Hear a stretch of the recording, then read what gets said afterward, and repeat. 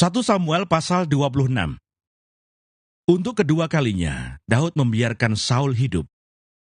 Datanglah orang Sif kepada Saul di Gibea serta berkata, Daud menyembunyikan diri di bukit Hakila di padang belantara.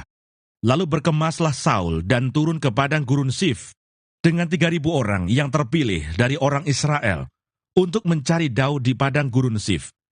Berkemahlah Saul di bukit Hakila yang di tepi jalan di padang gurun. Ketika diketahui Daud bahwa Saul datang mengikuti dia ke padang gurun, disuruhnyalah pengintai-pengintai. Maka diketahuinyalah bahwa Saul benar-benar datang. Berkemaslah Daud, lalu sampai ke tempat Saul berkemah. Waktu Daud melihat tempat Saul berbaring dengan Abner bin Ner, panglima tentaranya, Saul berbaring di tengah-tengah perkemahan, sedang rakyat berkemah sekelilingnya. Berbicaralah Daud kepada Ahimelech, orang Het itu, dan kepada Abisai, orang Seruya, saudara Yoab. Katanya, siapa turun bersama-sama dengan aku kepada Saul ke tempat perkemahan itu? Jawab Abisai, aku turun bersama-sama dengan engkau. Datanglah Daud dengan Abisai kepada rakyat itu pada waktu malam, dan tampaklah di sana Saul berbaring tidur di tengah-tengah perkemahan, dengan tombaknya terpancung di tanah pada sebelah kepalanya. Sedang Abner dan rakyat itu berbaring sekelilingnya. Lalu berkatalah Abisai kepada Daud, pada hari ini Allah telah menyerahkan musuhmu ke dalam tanganmu. Oleh sebab itu izinkanlah kiranya aku menancapkan dia ke tanah dengan tombak ini. Dengan 1 tikaman saja, tidak usah dia kutancapkan 2 kali. Tetapi kata Daud kepada Abisai, jangan musnahkan dia, sebab siapakah yang dapat menjamah orang-orang yang diurapi Tuhan dan bebas dari hukuman? Lagi kata Daud, demi Tuhan yang hidup, niscaya Tuhan akan membunuh dia. Entah karena sampai ajalnya dan ia mati, entah karena ia pergi berperang dan hilang lenyap di sana. Kiranya Tuhan menjauhkan daripadaku untuk menjamah orang yang diurapi Tuhan. Ambillah sekarang tombak yang ada di sebelah kepalanya dan kendi itu, dan marilah kita pergi. Kemudian Daud mengambil tombak dan kendi itu dari sebelah kepala Saul, lalu mereka pergi. Tidak ada yang melihatnya, tidak ada yang mengetahuinya, tidak ada yang terbangun, sebab sekaliannya tidur, karena Tuhan membuat mereka tidur nyenyak. Setelah Daud sampai ke seberang, berdirilah ia jauh-jauh di puncak gunung, sehingga ada jarak yang besar antara mereka. Dan berserulah Daud kepada tentara itu, dan kepada Abner bin Ner katanya, tidakkah engkau menjawab Abner? Maka jawab Abner katanya, siapakah engkau ini yang berseru-seru kepada raja? Kemudian berkatalah Daud kepada Abner, apakah engkau ini bukan laki-laki? Siapakah yang seperti engkau di antara orang Israel? Mengapa engkau tidak mengawal tuanmu raja? Sebab ada seorang dari rakyat yang datang untuk memusnahkan raja, tuanmu itu. Tidak baik hal yang kau perbuat itu. Demi Tuhan yang hidup, kamu ini harus mati, karena kamu tidak mengawal tuanmu, orang yang diurapi Tuhan itu. Sekarang lihatlah di mana tombak raja dan kendi yang ada di sebelah kepalanya. Saul mengenal suara Daud, lalu ia berkata, suaramu kah itu anakku Daud? Jawab Daud, suaraku tuanku raja. Lalu berkatalah ia, mengapa pula tuanku mengejar hambanya ini? Apa yang telah kuperbuat? Apakah kejahatan yang melekat pada tanganku? Oleh sebab itu, kiranya tuanku raja mendengarkan perkataan hambanya ini. Jika Tuhan yang membujuk engkau melawan aku, maka biarlah ia mencium bau korban persembahan.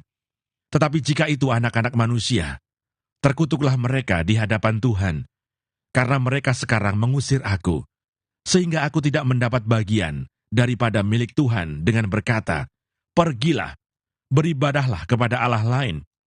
Sebab itu janganlah kiranya darahku tertumpah ke tanah, jauh dari hadapan Tuhan.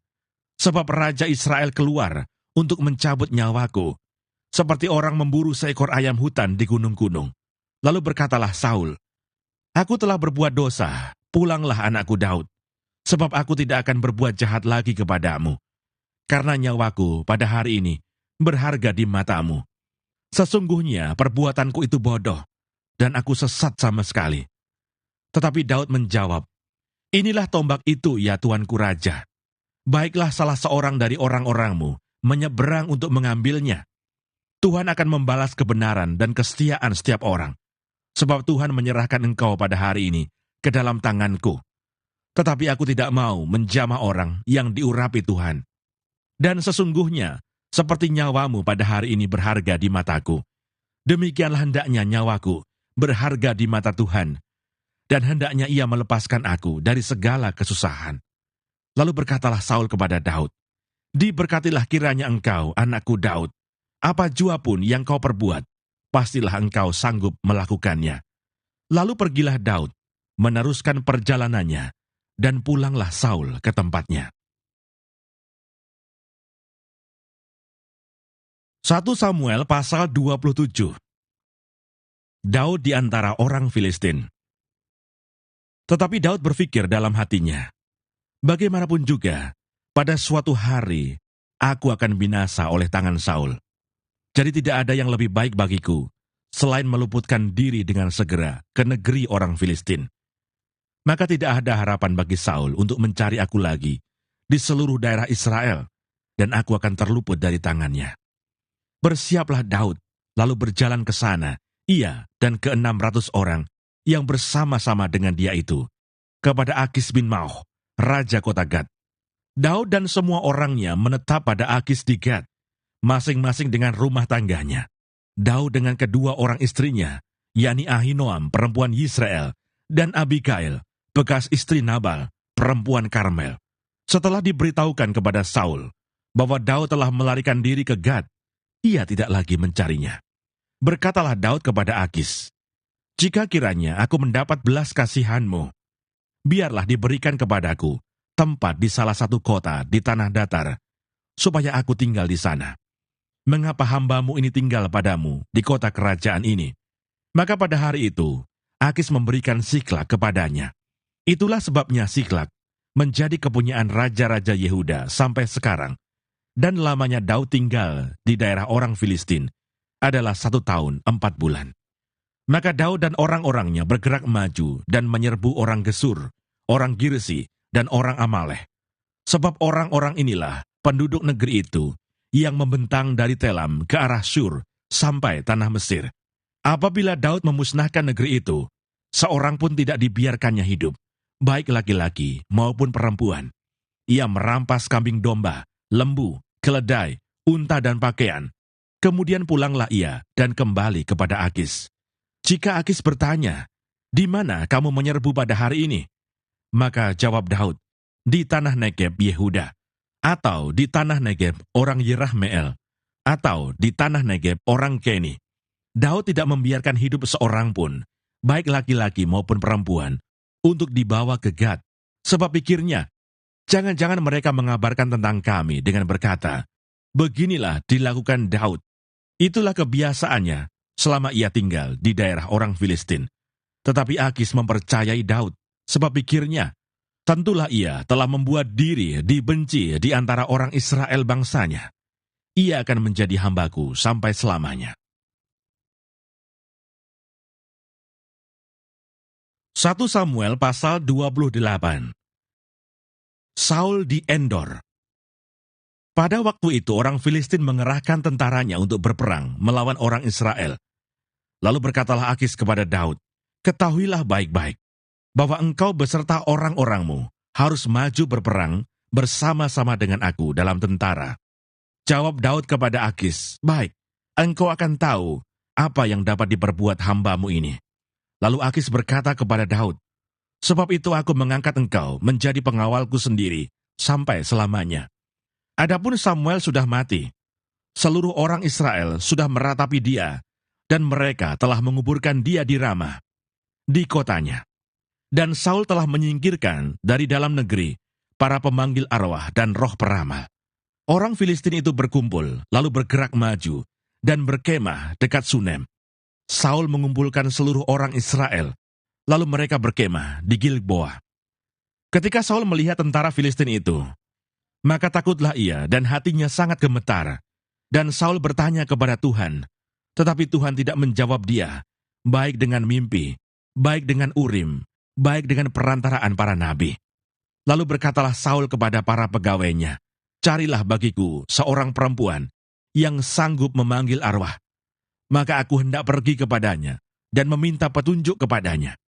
Para pegawainya menjawab dia, "Di Endor ada seorang perempuan yang sanggup memanggil arwah." Lalu menyamarlah Saul. Ia mengenakan pakaian lain, dan pergilah ia dengan 2 orang.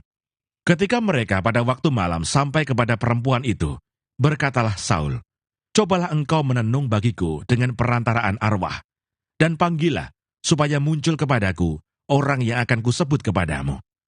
Tetapi perempuan itu menjawabnya, "Tentu engkau mengetahui apa yang diperbuat Saul, bahwa ia telah melenyapkan dari dalam negeri para pemanggil arwah dan roh peramal. Mengapa engkau memasang jerat terhadap nyawaku untuk membunuh aku?" Lalu bersumpahlah Saul kepadanya, "Demi Tuhan," katanya, "demi Tuhan yang hidup, tidak akan ada kesalahan tertimpa kepadamu karena perkara ini." Sesudah itu bertanyalah perempuan itu, "Siapakah yang harus kupanggil supaya muncul kepadamu?" Jawabnya, "Panggillah Samuel supaya muncul kepadaku." Ketika perempuan itu melihat Samuel, berteriaklah ia dengan suara nyaring. Lalu perempuan itu berkata kepada Saul demikian, "Mengapa engkau menipu aku? Engkau sendirilah Saul." Maka berbicaralah raja kepadanya, "Janganlah takut, tetapi apakah yang kau lihat?" Perempuan itu menjawab Saul, "Aku melihat sesuatu yang ilahi muncul dari dalam bumi." Kemudian bertanyalah ia kepada perempuan itu, "Bagaimana rupanya?" Jawabnya, "Ada seorang tua muncul, berselubungkan jubah." Maka tahulah Saul bahwa itulah Samuel. Lalu berlututlah ia dengan mukanya sampai ke tanah dan sujud menyembah. Sesudah itu berbicaralah Samuel kepada Saul, "Mengapa engkau mengganggu aku dengan memanggil aku muncul?" Kata Saul, "Aku sangat dalam keadaan terjepit. Orang Filistin berperang melawan aku, dan Allah telah undur daripadaku. Ia tidak menjawab aku lagi, baik dengan perantaraan nabi maupun dengan mimpi. Sebab itu aku memanggil engkau, supaya engkau memberitahukan kepadaku apa yang harus kuperbuat." Lalu berbicaralah Samuel, "Mengapa engkau bertanya kepadaku, padahal Tuhan telah undur daripadamu dan telah menjadi musuhmu? Tuhan telah melakukan kepadamu seperti yang difirmankannya dengan perantaraanku, yakni Tuhan telah mengoyakkan kerajaan dari tanganmu, dan telah memberikannya kepada orang lain, kepada Daud, karena engkau tidak mendengarkan suara Tuhan, dan tidak melaksanakan murkanya yang bernyala-nyala itu atas Amalek. Itulah sebabnya Tuhan melakukan hal itu kepadamu pada hari ini. Juga orang Israel bersama-sama dengan engkau akan diserahkan Tuhan ke dalam tangan orang Filistin. Dan besok engkau serta anak-anakmu sudah ada bersama-sama dengan daku. Juga tentara Israel akan diserahkan Tuhan ke dalam tangan orang Filistin." Pada saat itu juga, rebahlah Saul memanjang ke tanah, sebab ia sangat ketakutan oleh karena perkataan Samuel itu. Juga tidak ada lagi kekuatannya, karena sehari semalam itu ia tidak makan apa-apa. Perempuan itu mendekati Saul lalu melihat bahwa Saul sangat terkejut. Kemudian berkatalah perempuan itu kepadanya, "Lihat, budakmu ini telah mendengarkan permintaanmu. Aku telah mempertaruhkan nyawaku dan mendengarkan perkataan yang kau katakan kepadaku. Oleh sebab itu kiranya engkau pun mendengarkan permintaan budakmu ini. Izinkanlah aku menyajikan kepadamu sepotong roti. Makanlah, supaya ada kekuatanmu apabila engkau berjalan pula." Tetapi Saul menolak dan berkata, "Aku tidak mau makan." Tetapi ketika para pegawainya serta perempuan itu juga mendesak, maka didengarkannya lah permintaan mereka. Lalu bangkitlah ia dari tanah dan duduk di balai-balai. Perempuan itu mempunyai seekor anak lembu tambun di rumahnya. Maka segeralah ia menyembelih itu. Ia mengambil tepung, diremasnya dan dibakarnya menjadi roti yang tidak beragi. Dihidangkannya lah semuanya itu ke depan Saul dan ke depan para pegawainya. Lalu mereka makan. Kemudian bangkitlah mereka dan pergi pada malam itu juga.